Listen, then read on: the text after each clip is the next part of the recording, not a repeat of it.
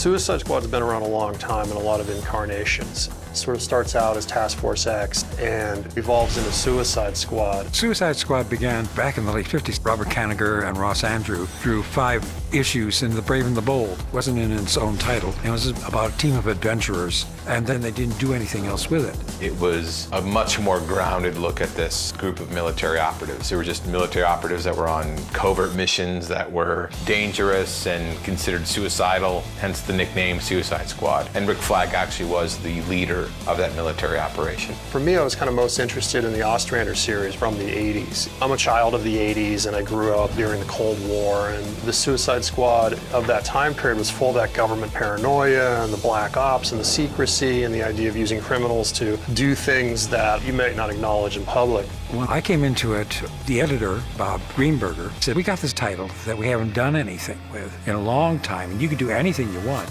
and it's called Suicide Squad." And my first reaction is, what a stupid name. Who in their right minds would belong to something that called itself a Suicide Squad? I started to go, well, okay, who would? People who don't have any other choice. Well, who don't have any other choice? Prisoners. Prisoners don't have a choice. Prisoners in the DC universe are supervillains. Okay, I like supervillains a lot. I like playing with supervillains. They appeal to the bad side of us. They say things, they do the things that we might think or feel, but we don't do, mainly because we're more civilized than they are.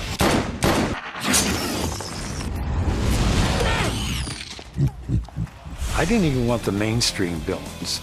I wanted villains that they could say, yeah, sure, John, go ahead, take them, do whatever you want. Because then I could play with their backgrounds, their characters, and if you're going to call it Suicide Squad, characters have to die along the way. And we did that from the very first appearance of the squad in Legends. It's been one of my favorite comics forever. It's full of characters that you at one time wished would get together, and now all of a sudden they're together. And not only are they together, but they're going on missions together, and they are experiencing things together, and you get an opportunity to explore psychologically what all these characters are like in their personal lives, and then all of a sudden that is sort of squished together, and you see how it comes out on the big screen. And I think there's a tremendous amount of wish fulfillment with these characters. There's a lot of people that wish that they could do the kinds of things these characters do. I think the idea of taking characters that aren't typically good, that are the ones that are actually fighting the heroes, whether it be Superman or Batman, I think that's something that's fresh. The Suicide Squad characters, both as individuals and as part of the squad, have a legacy that goes back generations. So it's rewarding for us to be able to take these characters and bring them to the big screen. And let me shift you guys this way a little bit, and Greg's the back there. Thank you. For me, the struggle is to be respectful of the source material, of the comics, of the origin stories of these characters as written, and at the same time to adapt them, because it is an adaptation. You know, these are new scenes, it's new dialogue, new trajectories for them. They're coming together in new ways.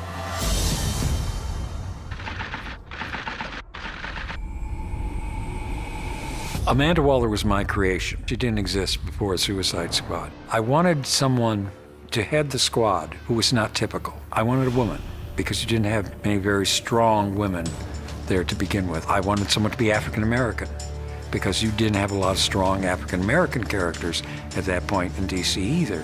And I wanted her to be just as tough, but no superpowers. That her power was her own strength of will and her badass attitude. Darling, I'm walking out of here free man, or we're gonna start having some real fun. Why don't we have some fun? One of the best scenes I've ever read of Amanda Waller was when the Justice League and the Suicide Squad first crossed paths, and she put Batman in his place. She says some veiled threats to him as if she knows everything about him. And Waller, when you think about it, is really the only character that could do that. The next war will be fought with these metahumans, ours or theirs. We're not the only ones kicking up rocks looking for them. Now, Amanda Waller, I think, is one of the most interesting characters in the film. Wicked intelligent, incredibly formidable as a person, and who can walk into the most powerful room in Washington, D.C. and manipulate anybody in that room to get what she wants. I connected to her because everything I read about her out of the Cabrini Green projects in Chicago, had a couple of kids and a husband who were murdered, then rose up and became this high official in the government. I was like, that's interesting. Usually they're being born out of some pond somewhere, you know, out of some frog's mouth. But this was someone who I could really root in truth and the afro, and it's something that spoke to me. She doesn't have any problem exploring the gray areas of getting things done. The fact that she was in charge of this whole squad did draw me in too, I have to say. I like being the badass. We just saved the world. A thank you would be nice. Thank you. The Suicide Squad for her starts out as just another means to an end. By the end of the film, she would never admit it, but I think she does learn to respect them. She does learn that they are truly capable people.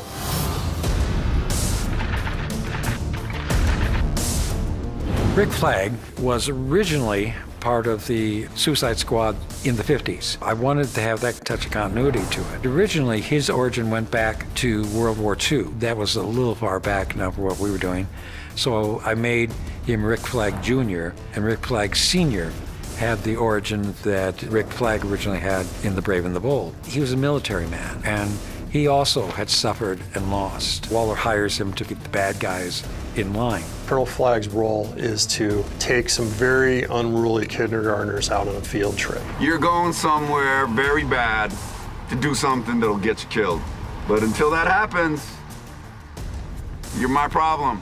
He's a military guy. He's very square, very direct fella. I remember right before we were about to shoot, Joel was finishing another film. David was like, I want Joel to go out in the wilderness and just get his ass kicked. I want these guys to like show him what it's like to actually have to be that real guy. And Joel was more than willing to do it. He's the kind of guy that has been in all the different kinds of various special forces groups. David really wanted to give me as close to a first-hand experience as you can get. So we went in deep with these military guys. We're gonna rely on the tension of the spring to seat that bolt all the way. We had 2 or 3 extensive personal training sessions where we were out in the woods and carrying stuff and finding targets and then coming back. It was intense, but helpful to find the core of the character and understand where he comes from. By giving the actor that experience and be able to see firsthand what it would be like is just only giving them more tools in their arsenal to work with.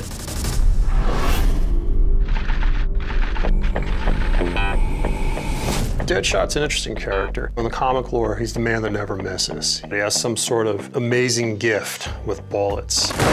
I guess he's the bullet whisperer, you could say. And he puts that skill to work. He runs around the world whacking people for whoever's gonna pay him money. But it's also cost him a lot. It's cost him his relationships, it's cost him his daughter, his family. And that separates him from the pack. There's so many assassins and good shots in the DC universe, but Deadshot is the most complex that walks that line between good guy and bad guy because of family. With Deadshot, I remember seeing a TV interview with a hired killer from the mob, and one thing that he said really struck me. He said, I don't care if I live, so why should I care if you live? And that became very much part of Deadshot's operating system. He's not looking to kill himself. It's not a death wish. He just doesn't care. He doesn't care if he lives or dies, and so he doesn't care if you live or die. Check, pop, pop, drop. I could not get my head around the idea of killing people for money. And I read a book called The Anatomy of Motive. One of the first lines in the book says, why did he do it? It says, simple, because it felt good. Every time I put this on, somebody dies. And? I like putting it on. That was such an explosive comprehension. He says the question isn't why did he do it? He did it because it felt good. The question is why does it feel good? And then just as an actor, it exploded so much in understanding character. You hit a wall when you want to know why someone does something versus the acceptance of the fact that it's enjoyable. Then it really helped me to create that backstory of power and dominance and how he must have, during his childhood, felt really disempowered. And to be able to kill somebody from 100 yards was super empowering. Suicide Squad!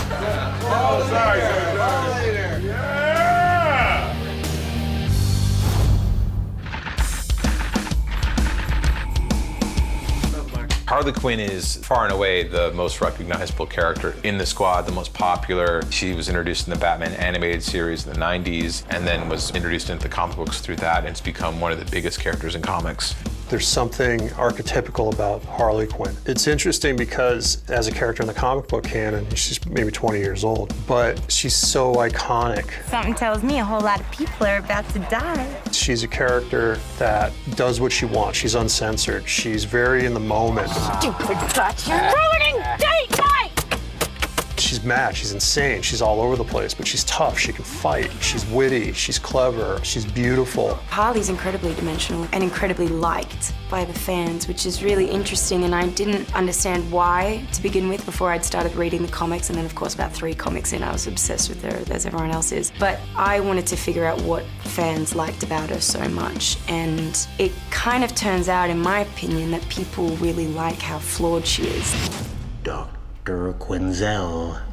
You know, I live for these moments with you. At one point, she was this sort of demure, quiet psychiatrist, and she was the Joker psychiatrist in Arkham Asylum, which maybe was her undoing or her creation. And that's the beginning of their relationship and the beginning of her history, in a sense. The question is, did she create herself? Did he create her? Turning her from Dr. Harleen Quinzel to Harlequin, that transformation is pretty interesting to watch because you meet both characters. You're looking at him trying to get out of the way, and then, oh, it's Diablo doing fire shit. Dr. Quinzel obviously has a lot of issues in my backstory, which I always tried to keep true to the comics as well. And then I researched criminal minds and mental illnesses and things like that, and all of that was really interesting and definitely helpful, but the most interesting thing I ended up researching was codependence, and I was kind of taken by the idea that people could really let their lives fall apart over a person, and the fact that it is a compulsion the way like an alcoholic is addicted to alcohol. And once I thought of her relationship with Joker in those terms, as a compulsion, as an addict, I had a world of empathy for her, and I could justify almost any of her actions that way. Killer Croc, he's more like the original version, which was this guy who had a kind of a skin condition. He wasn't a giant monster like he sometimes is in the books. And Croc, to me, very dangerous and deadly. Waylon Jones, as he was known before he became Croc, has such a rich backstory, from being this villain who pits against Batman, right back to the beginnings of him as a child and being raised by this abusive aunt who used to ridicule him and beat him and try to scrub the scales off of him, because as a teenager he started to develop this skin affliction and scales started coming out. He was treated like a monster and he became a monster, and really isolated himself from the world and isolated himself from society and become a bit of this literal underworld figure. David had a pretty precise idea of what he wanted Killer Croc to look like initially. He showed me some photographs and images, but it evolved as we moved closer to principal photography. Initially, he was a lot greener, and then David had this great idea. He wanted all the characters very rooted in reality, so that it was more the shades and tones of my own colors, the browns and beiges, and it just made it more organic and more real. You could see the human side, but it turned into this creature. I live underground. Y'all are just tourists. I think Adewale may have actually eaten a person for real as prep for the character. He really became a crocodile for this movie, and there were people in the film who came up missing.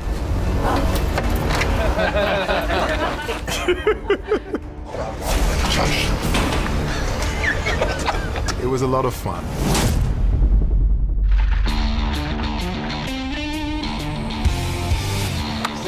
Set. Ready. And action. Captain Boomerang is an interesting character, and he has a little bit of a bad legacy in the comics because the world evolves, and when you have comics that go back to the 60s, we definitely live in different times, thankfully. Some of the characters weren't being used anymore by some of the other books. For instance, The Flash, as it was being relaunched. Well, they weren't using the Rogues Gallery there right away. No honor among thieves, eh?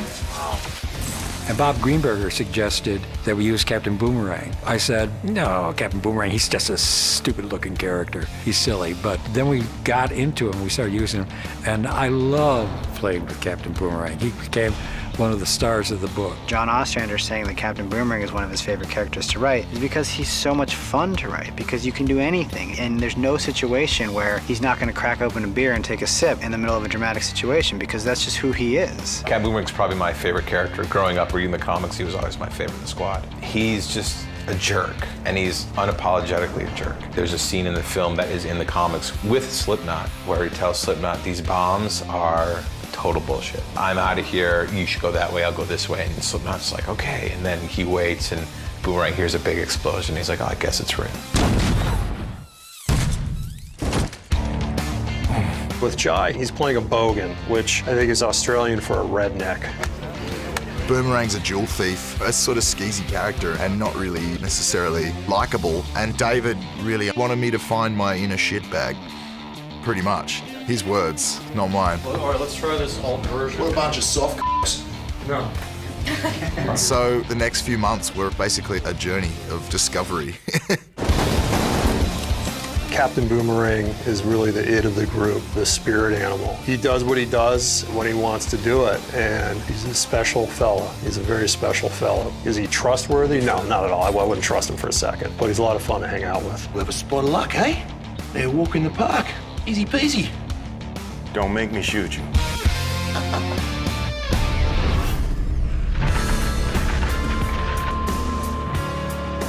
There's actually been a lot of different El Diablos in the comics, and this current version isn't very old. He's only a few years old. He's more of a modern-day version of the character. The original character was an old Western character. And this new one inherits this kind of dark, supernatural ability and can create fire. I wanted to do a Latino superhero, so of course I drew on the stuff that I knew from people I grew up with. I wanted to do a character that came from that, but then went on to something better than that. It's not about where he is or where he came from, it's about where he's going, and where he's going hopefully is a place of inner peace and redemption. Can you hold the back of her head with your hand like that? One of the reasons I wanted to do this film was to bring Diablo to life. You just don't really see any Mexican-American characters represented in comic book lore, and he's really one of the absolute few ones out there. That character is someone I can identify with. These are like the guys I grew up with. He's a fighter, but he's given up that side of his life. He's sort of backed away from criminality. He's backed away from aggression. He's backed away from being who he is, you know, because this superpower that he has is an innate part of him. Playing El Diablo is not easy. He's an extremely emotional character. He's got a really dark background. And there's a majority of the movie where he's refusing to act, I think, and to have that kind of restraint as an actor, to take that on and to make it his own and to make it work, he really has a presence. You create this backstory for the characters, and so I explored that fully, and there's this sort of edge to all these characters. And if that wasn't part of your life as a person coming in, it was going to be by the time you left. Oh, yeah, you're the fire bloke, eh? Yeah, it was, yeah. Right, yeah, hey. Well, looky here. Ooh, it's fire. Woo!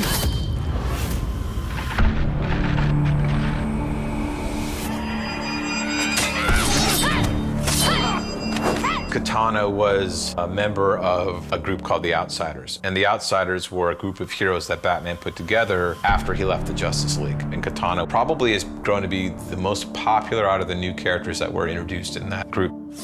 Her soul sword, it's called, traps the souls of anyone it kills. It was once used by her husband, and her husband was killed by his soul's trapped inside that sword. So a big element of Katana is talking to that sword, communicating with her husband. ここで私の人生が終われば、やっとあなたと一緒になれる。 She's a samurai, and I think of Amanda Waller and Rick Flag as my lord. You don't question your lord when you're a samurai, you just do. And you serve your entire life protecting them. And she is very loyal, and she'd do anything to fulfill the mission, whatever it was, just because that's what Amanda Waller wanted. The physicality of that character and the sword fighting, everything that Katana needed to be was incredibly important. It was also important to have her be played by a Japanese actor. And Karen really doesn't have a resume. She really doesn't have a history as an actor. But sometimes as a director, you just go on instinct. So you can land and pull it. She was a huge surprise, and it was fantastic to just watch her grow and develop and really become Katana. So much of her character comes from her martial arts background and her katana skills. So it helped a lot to go through the fitness training during pre-production. Physically looking like the character helped, but also being able to do all of the moves and go through all of the action on my own. That's when it felt like I was truly becoming Katana. There it is, ready? Pussy. I said pussy. Oh, sorry. Part of this journey is you go and you make a movie and you cast actors, and you have all these smart, cagey, capable, talented people who are meeting each other for the first time. And for me, the film lives or dies on their on-screen chemistry and believing that they are a family and that they do have this regard and trust and familiarity with each other. And I was really anxious during the initial weeks of rehearsal as they slowly started to break the ice and bond. And then once we're shooting, I look around and they're always hanging out together on set, off camera. They seem to become inseparable. I go on Instagram and like, what are you guys doing? What's this? You know, every weekend they're hanging out together. So they became lifelong friends out of this. David! David, hi! David! We were really wonderfully surprised about how well the squad bonded once they were out of Bel Rev. That shooting period went on and the film went on and on. They became closer and closer. In the scenes that there needed to be a little more friction in the early part of the film, David actually had to slow us down a little bit. He was like, no, you're not friends till later in the movie. You know, so we all got snuggled up really quickly. And we bonded because we all wanted to make a great movie for David. Seriously, anything he wanted us to do. He could have told us to dive out of a damn plane in a parachute, 15,000 feet in the air. We would have thought about doing it. The squad was something else. Like, the squad on screen is really cool. The squad off screen, I've never seen anything like it. I've never experienced anything like it on a film before. I mean, we were joined at the hip. You couldn't separate us. Kara's not even in the squad technically, and she's one of our most integral members off screen. She was always there. She's so much fun. It was something really unique, and it definitely added something on screen that I don't think we could have had without that bonding process.